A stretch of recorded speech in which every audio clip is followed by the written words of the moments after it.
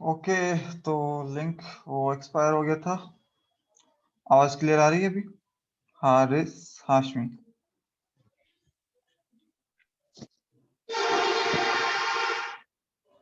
Okay, तो अभी हम इसी प्रॉब्लम को सॉल्व करने के तरफ आगे बढ़ेंगे। अच्छा, अब यहाँ पर जो आपके पास पावर दिया हुआ है, हॉर्स पावर में दिया हुआ है, ठीक है। तो हॉर्स पावर को पहले कन्वर्ट करेंगे किसमें? किलोवाट्स में। तो वो किसके बराबर होता है? तो पर हॉर्स पावर जो होता है ना, 1 हॉर्स पावर होता है 746 वाट, ठीक है। तो अच्छा, 3 हॉर्स पावर मल्टीप्लाई कराएंगे तो उसके सिर्फ क्या करेंगे हम, जो इसके साथ मल्टीप्लाई करवाएंगे, ये 3 हॉर्स पावर है multiply by 1 horse power in kilowatts में लिखेंगे, वो जो कि 746 डिवाइडेड बाय हॉर्स पावर। तो ये बन जाएगा 2.25 किलोवाट। तो मतलब पावर जो हमें उस मोटर का मिला वो है तकरीबन 2.25 किलोवाट, मतलब 2.24 किलोवाट का हमें ये मोटर है जो हमें पावर मिल गया। अब जब हमें पावर मिल गया, अब उसके बाद हमारे पास, क्योंकि डीसी शंट मोटर है, तो डीसी शंट मोटर में हमारे पास आर्मेचर, फील्ड और लाइन करंट के आपस में रिलेशन ये पहले ही हम जो डिस्कस कर चुके हैं, फार्मूला डेवलप्ड है। उसमें जो आपके पास IA आर्मेचर का करंट जो है वो लाइन जो करंट है उसमें से हम फील्ड का करंट माइनस करेंगे तो हमें लाइन करंट मिल जाएगा, और सॉरी आर्मेचर करंट मिल जाएगा। तो आर्मेचर करंट। आर्मेचर में 25 एम्पियर है लाइन करंट, और माइनस ये माइनस जो है हमारा फील्ड करंट है जो कि 1.2 एम्पियर है। ये माइनस किया, हमारे पास बचा कितना? 23.8 एम्पियर हमारे पास ओके, था, वो बचा आर्मेचर करंट, करंट। ठीक है, आर्मेचर का करंट। अब आर्मेचर करंट भी हमें मिल गया। अब उसके बाद हम क्या करेंगे, ठीक है, अब बैक ईएमएफ निकालेंगे कितना है। बैक ईएमएफ का फॉर्मूला अगेन क्या है? E is equal to VT minus जो टर्मिनल पे वोल्टेज है माइनस आर्मेचर करंट और RA। अब देखो गिवन जो है ना, हमें VT दिया हुआ है जो कि टर्मिनल पे वोल्टेज जो अप्लाइड वोल्टेज है। IA दिया हुआ नहीं था मगर वो हम यहाँ पे मालूम कर चुके हैं, कर चुके। ठीक है। तो वो और RA आर्मेचर रेजिस्टेंस ये भी दी हुई है, आर्मेचर रेजिस्टेंस। तो इसको इसके साथ मल्टीप्लाई किया तो हमारे पास जो बैक ईएमएफ आ गया वो आया है 102। इसमें कोई दिक्कत अभी तक? नहीं नहीं, सब क्लियर। Okay good. अच्छा, जब ये चीज क्लियर होगी अब हम आगे बढ़ेंगे स्पीड के फार्मूला, टार्क के फार्मूला, ठीक है। अब स्पीड और टार्क में ये मैं पूरा प्रॉब्लम यहाँ पे खोल लेता हूँ। स्पीड और टार्क में क्या होता है, अब मिसाल दो, ये जो है हमारे पास फार्मूला स्पीड का है, ओमेगा इज इक्वल टू, क्योंकि स्पीड इन ये रोटेटिंग स्पीड का दिया हुआ है, ठीक है। और जो डायरेक्ट आरपीएम में निकालना होगा तो हम जो है सिर्फ इसको 2 पाई से कन्वर्ट करेंगे। अब ये स्पीड किसके बराबर है? E ओवर के ए और फाइ।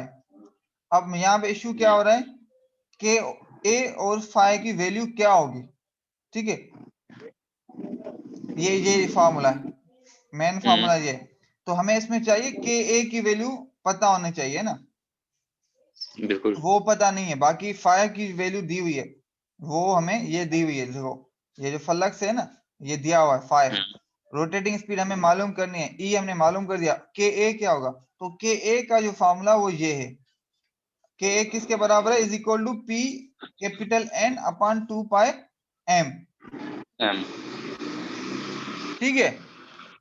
एम ठीक। क्या है? एम है नंबर ऑफ पोल्स, ठीक है। और पी सही। P p is equal to number of poles है, ठीक है। और सही। आपके पास जो ये जो है n n n number of conductors, तो ये सारी वैल्यूज इसमें हमने पुट की और हमारे पास ये फॉर्मूले का आ गया, और ये हमारे पास आंसर। वैल्यू 150। वैल्यू। अस्सलाम, अच्छा सॉरी, ये वसीम ज्वाइन कर रहा है, ठीक है। तो ये आ गया। अब इससे के ए की भी वैल्यू हमें मिल गई। तो इस फॉर्मूला ई का फॉर्मूला ये है, इज इक्वल टू के ए फाइ ओमेगा। तो इसमें हमें मालूम क्या करना है, omega. Omega is equal to e over omega. K a phi. तो ई की वैल्यू हमने निकाली कितनी है? 102। के ए की वैल्यू हमने निकाली कितनी है? 153। 153। और के ये जो 5 है वो दिया हुआ है, आई बात 10 समझ में? कितना? 10 मिली एम्पियर। तो 10 मिली किसके बराबर होता है? 10 पावर -3। ठीक है, तो ये इसके साथ मल्टीप्लाई, या तो हमें जो स्पीड मिली है वो है 66.9 रेडियन पर सेकंड। अब हमें इसको आरपीएम में कन्वर्ट करना है। तो आरपीएम में कन्वर्ट करने के लिए क्या करना होगा? जो स्पीड को आप मल्टीप्लाई करवा दें 60/2 पाई, तो आपको मिल जाएगा ये हमें स्पीड पता चली कि इसकी जो है 638 आरपीएम। यहां तक बात क्लियर हो गई? सर ये दोबारा बताइए ये स्पीड का। ठीक है, ये स्पीड कुछ भी ज्यादा कोई इसमें चेंजेस नहीं है, ये एक्चुअल में स्पीड यही है सेम जो यहां से निकली है ना। अब ये दी हुई है रेडियंस पर सेकंड, इसको कन्वर्ट किया आरपीएम में। आरपीएम वाली स्पीड को रेडियंस पर सेकंड वाली स्पीड को आरपीएम में कन्वर्ट करने के लिए आप इस स्पीड के साथ ये स्पीड है ना, इसके साथ मल्टीप्लाई करवाएंगे ये फैक्टर 60/2 पाई। आई बात समझ में? तो ये जो फैक्टर मल्टीप्लाई करवाएंगे, फिर उसके बाद सिंपल सिर्फ वो होगा, कैलकुलेटर में एंट्री करेंगे तो आपके पास इसका जवाब आ जाएगा, वो है 638 आरपीएम। अच्छा, अब हमें ये चीज मिल गई, और मैंने आपको क्या बताया था? P is equal to electrical is equal to mechanical power, ऐसे ही ना, विदाउट जब लॉसेस हो। तो इलेक्ट्रिकल तो हमें पता चले, मैकेनिकल में हमें अभी क्या किसके बराबर होता है? मैकेनिकल जो आपका पावर किसके बराबर है? मैकेनिकल पावर बराबर है आपका टार्क और स्पीड। ठीक है, इलेक्ट्रिकल पावर जो है ये देखो, उसने ऑलरेडी हमें बताया हुआ है, जो कि 3 आवर्स पावर था, जो कि हमने कन्वर्ट कर दिया किलोवाट में। और ये फॉर्मूला अप्लाई करेंगे, electrical power is equal to mechanical power. तो मैकेनिकल पावर में हमें क्या चाहिए? टार्क चाहिए ना। तो स्पीड हमने मालूम कर दी है, इलेक्ट्रिकल पावर हमें मिला हुआ है, तो हम यहाँ से टार्क मालूम कर सकते हैं ना। बिल्कुल वही काम यहाँ पर किया हुआ है। तो torque is equal to electrical power upon mechanical, और जो मैकेनिकल सॉरी स्पीड आरपीएम में लिखें या रेडियंस पर सेकंड में लिखें, मगर इस पर स्टैंडर्ड फार्मूला आपको रेडियंस पर सेकंड में लिखें, पर सेकंड में हो। ठीक है, वो हमने यहाँ पे एंटर की, तो बस ये भी अगेन बाकी क्या बचा? सिंपली कैलकुलेशन 2.25 सर जब रेडियस ही में लिखना था तो आरपीएम में कन्वर्ट क्यों किया गया? जब स्पीड लिखते हैं ना, ये तो टार्क की कैलकुलेशन के लिए हमें स्पीड जो है रेडियंस पर सेकंड में एंटर करनी है, क्योंकि हमें न्यूटन मीटर में मालूम करना था ना इसमें। और जब आप स्पीड लिखते हैं ना, स्पीड को जनरली आरपीएम में लिखा जाता है, वो इजीली ह्यूमन अंडरस्टैंडेबल है। मतलब मैं आपको कहूँ कि भाई ये 70 रेडियंस पर सेकंड है, तो ये इतनी समझ नहीं आता इसका मतलब क्या हुआ। मगर मैं आपको कहूँ 1000 मीटर पर सेकंड, 1000 रेवोल्यूशन पर मिनट है, तो आपको फिर इजी समझ में आता है। मींस ये 1 मिनट में 1000 रोटेशंस करेगा, ऐसे ही है। जी बिल्कुल। तो इस वजह से ना वो जो आपके पास जो आरपीएम है ना, वो हम लिखते हैं इजीली ह्यूमन अंडरस्टैंडेबल है, और उसको चीजें हमें ज्यादा बेहतर समझ में आती है, सेंस उसमें ज्यादा डेवलप होता है। और कैलकुलेशंस के लिए जारी बात है हमें फॉलो करना पड़ता है रूल्स को। तो ये जो इनके इक्विवेलेंट फार्मूला होता है ना न्यूटन मीटर वगैरह का, तो उसमें फिर हमें उस हिसाब से चीजों को इंटर करना पड़ता है। तो हमारे पास क्या आया जवाब? 33.5 न्यूटन मीटर। तो यहाँ तक इसमें कोई प्रॉब्लम है, कोई इश्यू जो समझ में ना आई हो, या कोई चीज? नहीं। ओके, ठीक है, जब ये चीज क्लियर होगी फिर मैं आगे बढ़ूँ आप? जी ओके जी, हमारे साथ दूसरे कौन है? वसीम साहब। वसीम, आवाज क्लियर आ रही है? यहाँ समझ में आ रही है नहीं?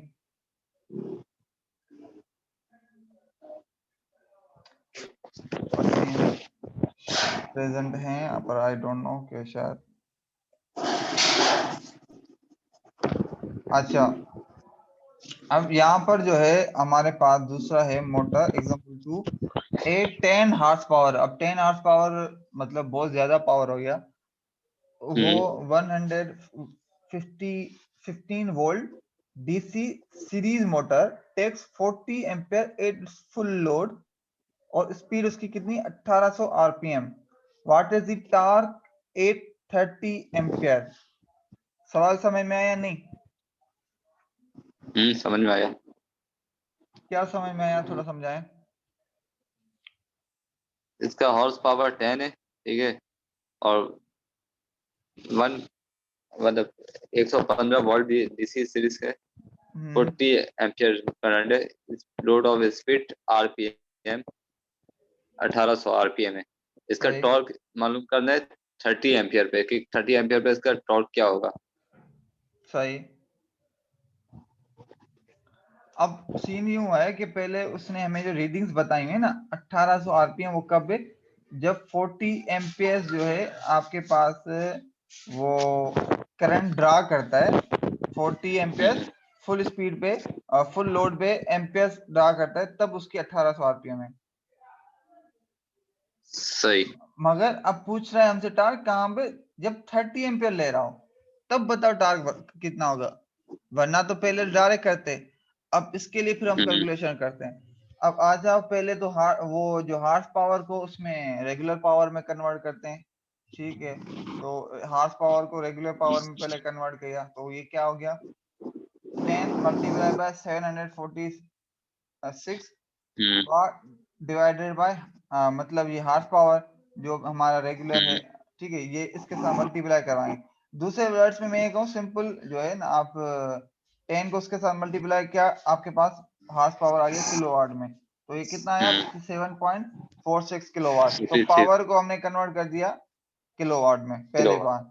और दूसरा जो रेडियन हमें जो स्पीड दी हुई थी, वो दी हुई थी आपको कितने में, 1800 आरपीएम, 1800 आरपीएम में, 1800 तो 1800। अब इसको कन्वर्ट किस में करना है, रेडियंस पर सेकंड में। रेडियस तो में। यहाँ पे रिवर्स हो जाएगा।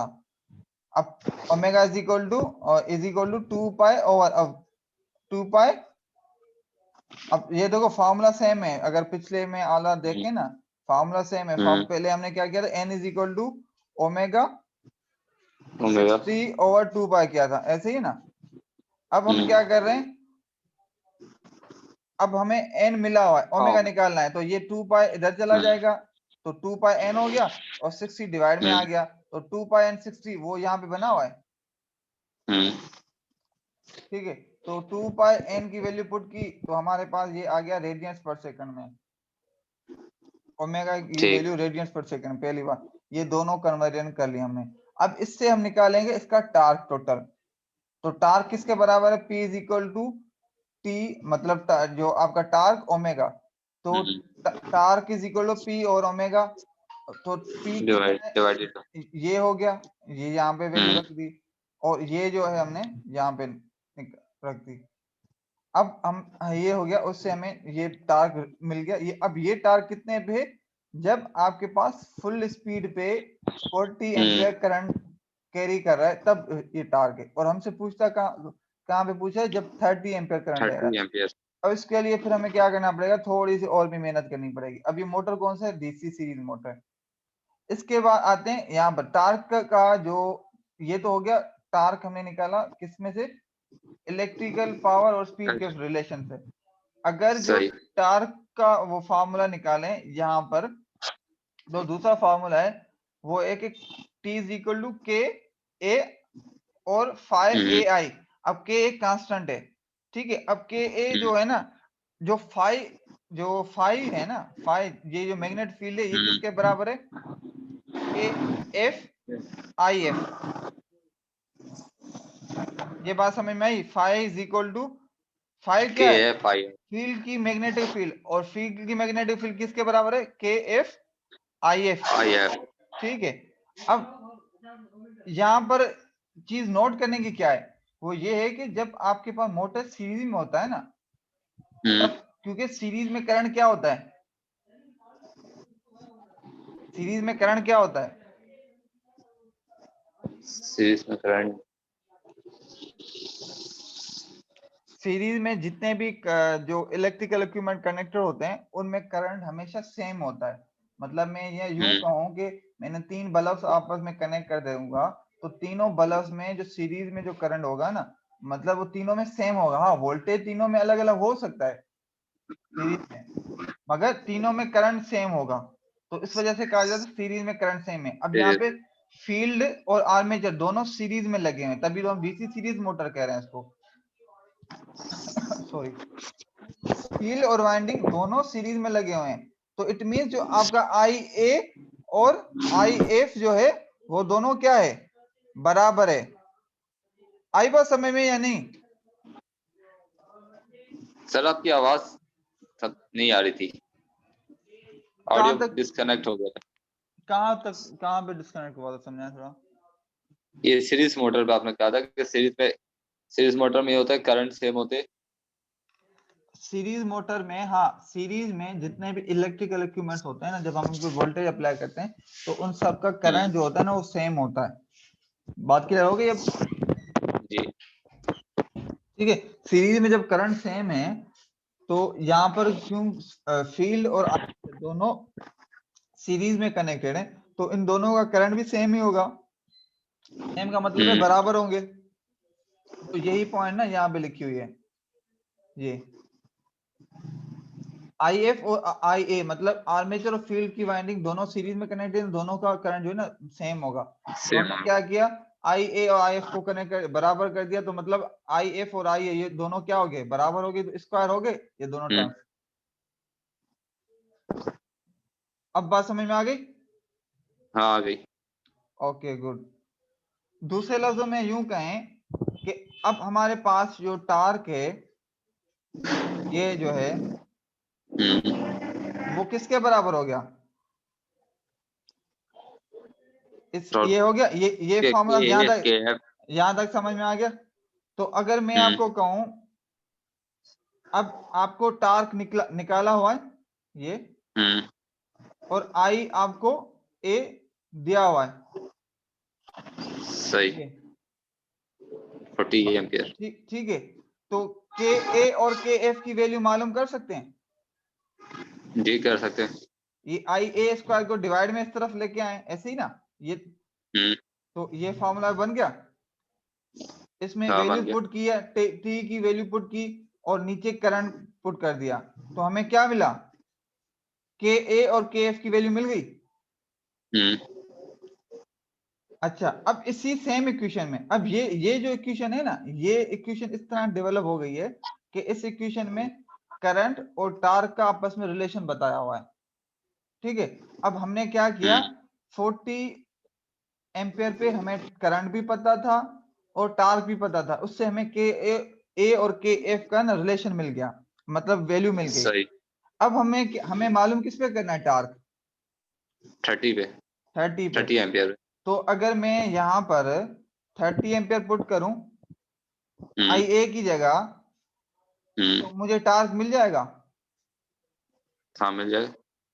क्योंकि के ए और के एफ की भी वैल्यू मैंने मालूम कर दी है, वो मैं यहाँ पे लिखूंगा, और आई ए जो है मुझे 30 एम्पियर में चाहिए, तो 30 एम्पियर इसमें पुट करूंगा, तो मुझे जो दूसरा टार्क मिलेगा ना वो 30 एम्पियर करंट में मिलेगा। वो कितना आया है, वो है 22.2।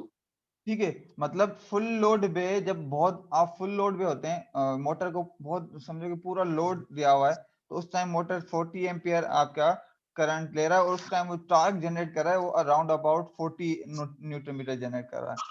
और जैसे ही उसका जो करंट रिड्यूस कर दिया, मतलब जो आर्मेचर का करंट, तो उस टाइम उसकी टार्क की कैपेसिटी कितनी बची है, ऑलमोस्ट मतलब हाफ हो गई है, 22।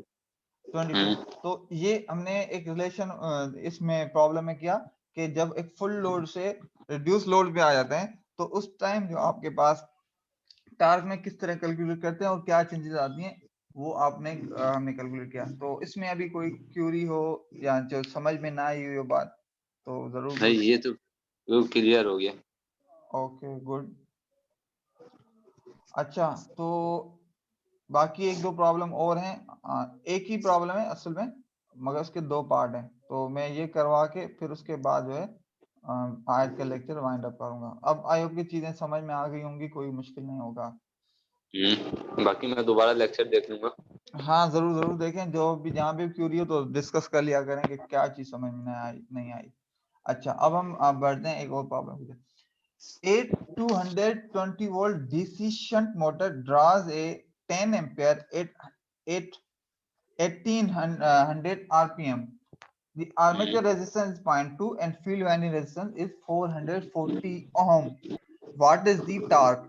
उसने बताया हमें क्या कहा है कि भाई एक 220 का शंट मोटर 10 एम्पियर ड्रा करता है करंट जब 1800 आरपीएम स्पीड है उसकी, और आर्मेचर रेजिस्टेंस और वाइंडिंग रेजिस्टेंस उसने हमें बता दिए, मतलब वाइंडिंग मतलब फील्ड रेजिस्टेंस जो है उसने हमें बता दी। अब पूछ रहा है टार्क बताओ क्या होगा, तो उसके लिए हमें क्या करना पड़ेगा, थोड़ी सी मेहनत है। पहले तो हमारे पास फील्ड करंट निकालेंगे आईएफ। आईएफ किसके बराबर होता है, टर्मिनल पे वोल्टेज डिवाइडेड बाय फील्ड की रेजिस्टेंस। तो फील्ड रेजिस्टेंस यहाँ पे कितनी दी हुई है, यहाँ पे वाइंडिंग रेजिस्टेंस कितनी दी हुई है, फील्ड वाइंडिंग रेजिस्टेंस 40, तो वोल्टेज कितना हुआ दिया हुआ है 220, तो 220 अपॉन 440 तो 0.5 एम्पियर हमें आईएफ मिल गया। यहाँ तक बात क्लियर होगी? होगी। ठीक है, अब यहाँ पर जो है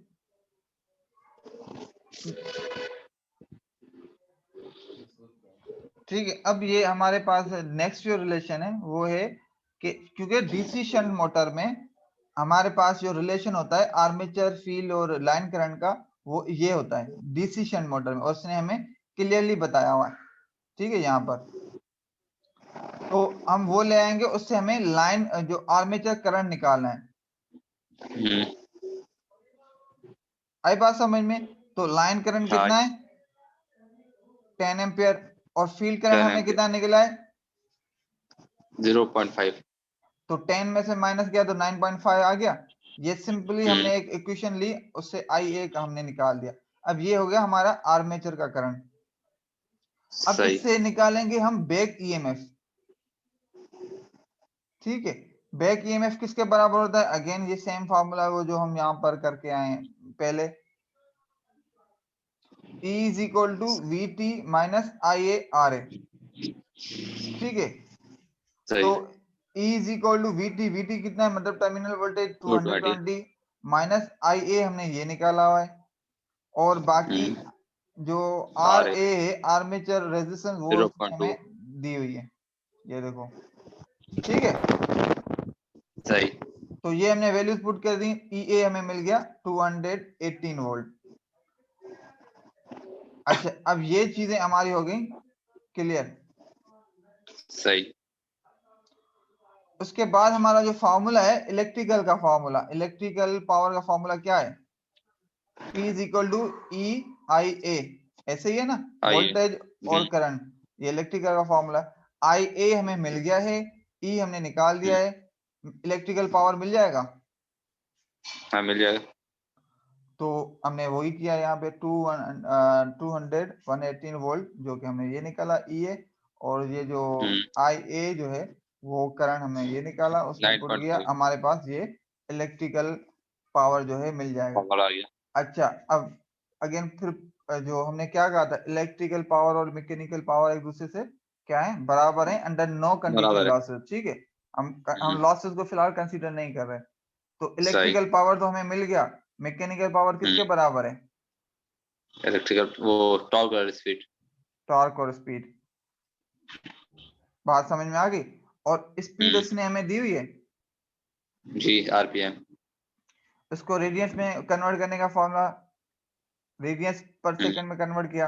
यहां तक बात क्लियर हो गई? हो गई। ठीक है, टार्क किसके बराबर होगा, electrical power divided by speed in radiance पर सेकंड, स्पीड, ये वो हुआ है।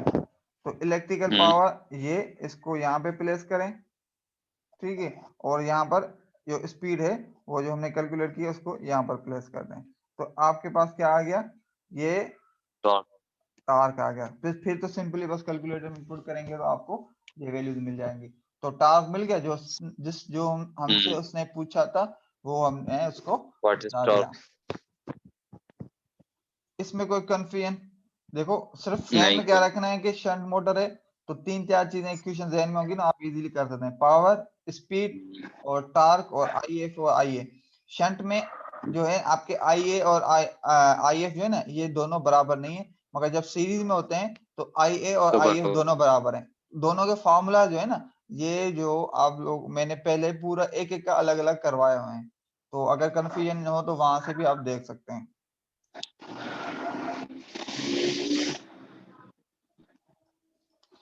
अच्छा, तो अभी हम नेक्स्ट प्रॉब्लम तो नहीं है, सेम प्रॉब्लम है, उसका पार्ट बी है।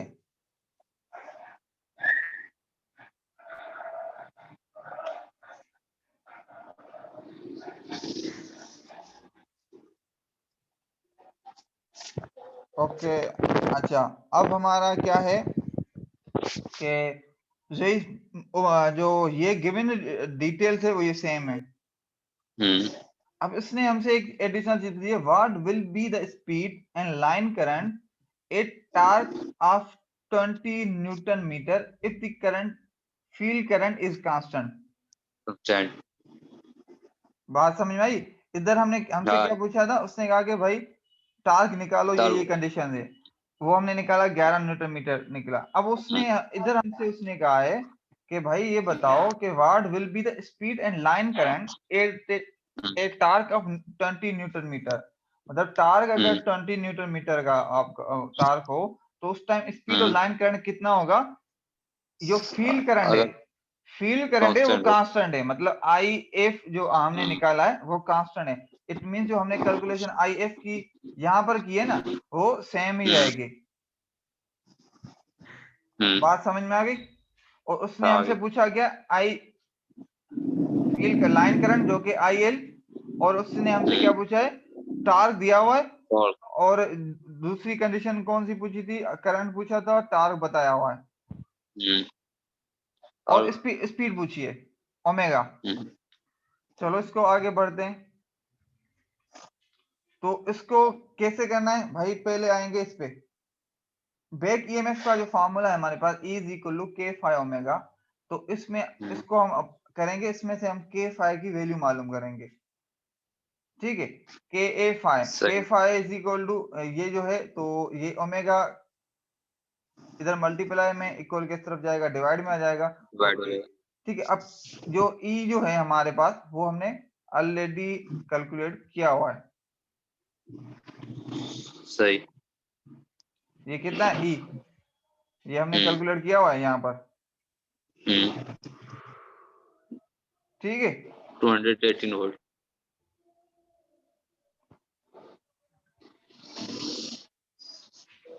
डिवाइडेड बाय जो उसकी स्पीड है, आरपीएम को भी हमने उस पर कन्वर्ट किया हुआ था, तो उसकी स्पीड ये, तो हमें के ए और 5 मिल गया। ये के ए 5 कब की वैल्यू है, जब आपके पास ये कंडीशंस हैं, मतलब जब आपके पास जो 10 एम्पियर्स 1800 आरपीएम में हो, उस टाइम जो के फाइव है क्या, एक्चुअल में फील्ड है, जो मैग्नेटोफ्लक्स है, और उसने हमें कंडीशन क्या दी हुई है कि भाई मुझे करंट लाइन बताओ, मगर जब आपके पास फील्ड करंट सेम हो। दूसरे लफ्जों में यूं कहें कि आपकी जो मैग्नेटिक जो फील्ड है वो कांस्टेंट है। तो इस वजह से हमने क्या किया, पहले पिछले प्रॉब्लम से कैलकुलेशन से हमने जो फील्ड, पिछले प्रॉब्लम्स की फील्ड निकाली, जो पार्ट ए से की रीडिंग से या मेजरमेंट से हमने फील्ड निकाली, तो हमें फील्ड मिल गई। वही फील्ड जो है हमारी अब पार्ट बी के लिए यूज करेंगे, क्योंकि इसने कंडीशन हमें दी हुई है ना कि फील्ड करंट कांस्टेंट, मतलब वो सेम है, तो हम यही फॉर्मूला यहाँ पे अप्लाई करेंगे। के ए फाइव की हमें मिल गई, टार्क की वैल्यू क्या है, टार्क इज इक्वल टू के ए फाइव आई ए, ये टार्क का फॉर्मूला है फॉर द डिसीजन। टॉर्क तो दिया हुआ यहाँ पे, हाँ ना, हमें आई ए निकालना है ना, तो आई ए को हम देखो फॉर्मूला कोई भी हो, मगर उसमें एक अननोन और बाकी नोन होगा तो हम तो उसकी वैल्यू निकाल सकते हैं। अब हमें के ए और फाइव की वैल्यू मिल गई यहाँ से, और टार्क उसने दिया हुआ है, हमें क्या मालूम करना है, आई ए, क्योंकि लाइन फील्ड करंट तो पूछा उसने, लाइन करंट पूछा हुआ है ना, और लाइन करंट, फील्ड करंट और जो आर्मेचर करंट, इन तीनों का आपस में रिलेशन है, तो उसके लिए हमें पहले लाइन करंट निकालना पड़ेगा ना, तो उस वजह से हमने इस फॉर्मूले की हेल्प ली है। टार्क इज इक्वल टू के ए फाइव आई ए, के ए फाइव की वैल्यू हमने निकाल दी है, क्योंकि कंडीशन उसने ऑलरेडी दी हुई है कि फील्ड करंट जो है कांस्टेंट है, और टार्क उसने दिया हुआ है, तो उससे हमें आई ए मिल जाएगा। जो 20 न्यूटन मीटर टार्क इसमें हमने प्लेस किया, और के ए फाइव की वैल्यू हमने यहाँ पे प्लेस की, तो आई ए मिल गया। अब आई ए मिल गया है, तो हम अब निकालेंगे लाइन करंट, और लाइन करंट किसके बराबर है? Line current is equal to IA plus IF। ये सेम फार्मूला है जो हमने पिछले में यूज किया था, मगर उधर क्या था, उधर हम निकाल रहे थे IA। तो ये जो IA फिर इक्वल किस तरफ ले जाओ तो क्या बन जाएगा? IL minus IF, same formula बन जाएगा। नहीं, प्लस वाला माइनस में हो जाएगा, मल्टीप्लीकेशन वाले उस तरफ डिवाइड में चला जाएगा। ये प्लस में तो उस तरफ जाएगा, माइनस में हो जाएगा। आई बात समझ में? सही। तो आई करंट जो है, अब IA हमारा ये हमने निकाल दिया। अब आप सोच रहे होंगे भाई IF कहां से आएगा, ऐसे ही है ना? तो यहाँ पे इसने कंडीशन क्या दी है? फील्ड करंट इज कांस्टेंट, मतलब जो पार्ट ए में फील्ड करंट है वही फील्ड करंट यहाँ पर भी होगा। तो पार्ट ए में फील्ड करंट कितना था? 0.5। 0.5। तो वो इसमें हम ऐड करेंगे तो हमें लाइन करंट मिल जाएगा। तो लाइन करंट आ गया 17.8 एम्पियर ड्रा करेगा जब आपके पास 20 न्यूटन मीटर टॉर्क मतलब आपको रिक्वायर्ड होगा। अब हमारा बाकी रह गया स्पीड। टॉर्क तो हमने निकाल दिया, अब स्पीड। ठीक है, तो स्पीड का फार्मूला जो है हमारे पास क्या है? इसके लिए फार्मूला स्पीड का इसी फार्मूले से ही हम लेंगे स्पीड को। अब इसमें हम क्या हमें क्या चाहिए? इसमें हमें क्या चाहिए? स्पीड निकाल दे के 5 की वैल्यू तो हमने निकाली हुई क्योंकि उसने भी बोला हुआ है, मगर ये जो ई हमने लिया था ना, ये लिया था हमने प्रीवियस पार्ट का। अब हमें ई निकालना है हमारे न्यू टार्क के हिसाब से, जो हमने न्यू टार्क जो जनरेट करवाया है। तो वो उसके लिए हिसाब से क्या होगा? E is equal to VT minus IA आई बात समझ में? तो VT क्या है? 220 माइनस IA जो है हमने जो इस टार्क पे IA कितना होगा? 17.3 वो हमने इंटर किया। और आर्मेचर रेजिस्टेंस तो वैसे ही उसने बताई हुई थी हमें 0.2, वो हमने प्लेस किया। तो EA हमें मिला with respect to the new torque, जो हमारा दूसरा टार्क गिवन टार्क है उस पे EA मिल गया। तो वही वैल्यू जो है ना इसमें हम प्लेस कर देंगे, और ये अपान KA की वैल्यू हम यही सेम लेंगे, इसमें अप्लाई करेंगे तो हमारे रेडियंस पर सेकंड में ओमेगा की वैल्यू आ जाएगी। रेडियंस से फिर हम किस में कन्वर्ट करेंगे? आरपीएम में। रेडियंस से जब आरपीएम में कन्वर्ट करते हैं तो फॉर्मूला ये होता है N is equal to 60 omega upon 2 pi. और यहाँ पर हम नोट करें तो स्पीड आपकी रिड्यूस हुई है या इंक्रीज हुई है?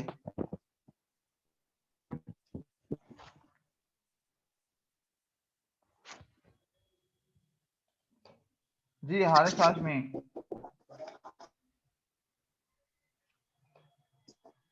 सर स्क्रीन ही नहीं आ रही, स्क्रीन ही शो हो रही है। डिस्कनेक्ट हो गया था, अभी दोबारा कनेक्ट हुआ है। चेक करें, स्क्रीन तो मेरे तरफ से तो शेयर्ड है। नहीं आ रही। अभी डिस्कनेक्ट हो गया था कुछ सेकंड के लिए। अच्छा कोई इशू नहीं, मेरे पास रिकॉर्ड वैसे हो रहा है। अच्छा, तो इसमें आप नोट करें कि हमने टार्क की रिक्वायरमेंट है ना, पिछले प्रॉब्लम में हमारा आया था 11 न्यूटन मीटर और इधर हमें रिक्वायरमेंट है 20 न्यूटन मीटर। और उसकी वजह से इम्पैक्ट ये पड़ा कि लाइन से जो सप्लाई है उससे करंट की जो रिक्वायरमेंट है वो भी बढ़ गई, जो कि आई है 17.8 एम्पियर। मगर जो स्पीड है ना उस पे ऐसा इतना ज्यादा मार्जिन नहीं आया, कोई ज्यादा इम्पैक्ट नहीं पड़ा। ये तकरीबन हमारी स्पीड आई है 1790 आरपीएम आई है, और पिछले हमारी ओरिजिनल स्पीड कितनी थी? 1800 आरपीएम। मतलब हमने मोटर पे लोड डाला है तब भी इसकी स्पीड में इतनी ऐसा कोई खास इम्पैक्ट नहीं पड़ा है। और यही वजह है कि जो हमारा जो डीसी शंट मोटर है ना, इसको कहा जाता है कि ये ऑलमोस्ट एक कांस्टेंट स्पीड मोटर है। मतलब इसकी स्पीड में लोड के रिस्पेक्टिवली इतनी ज्यादा चेंजेस नहीं आते। आई बात समझ में या नहीं?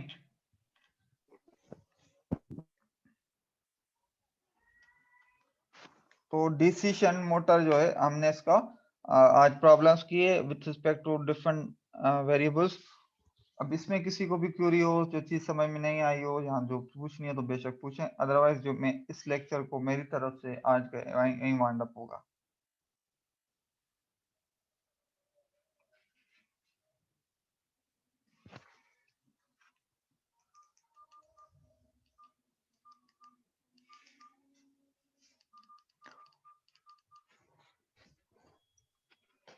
ओके, हारिस, हाशमी, सैयद उसामा, मोहम्मद वसीम।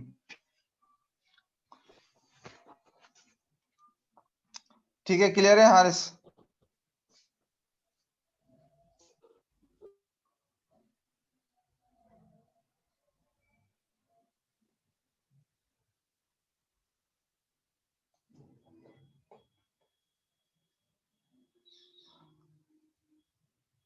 ओके फिर ठीक है, मैं यहाँ पे लग जाऊँ। ओके, अल्लाह हाफिज।